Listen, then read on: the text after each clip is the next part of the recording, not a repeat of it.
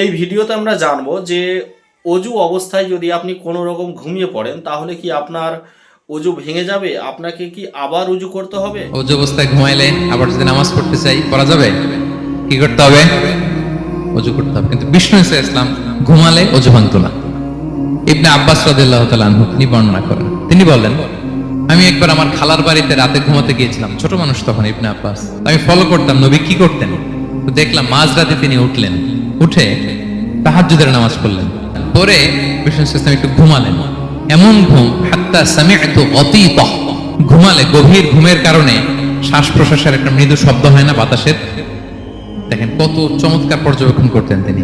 ইবনে আব্বাস বলেন, তার ঘুমের কারণে শ্বাস প্রশ্বাসের যে আওয়াজ, শ্বাস আসতেছে বের হচ্ছে, এটাও আমি কানে শুনতে পেলাম। মানে ভারী ঘুম, তার মানে কি ভারী ঘুম। তারপর দেখলাম বেলাল ফজরের আজান দিল, বিষ্ণু ইসলাম ঘুম থেকে উঠে আবার নতুন করে অজু না করেই যে ফজরের নামাজ পড়েছেন। কেন? কারণ উনি আমাদের মতো ঘুমালে অজু ভাঙতো না।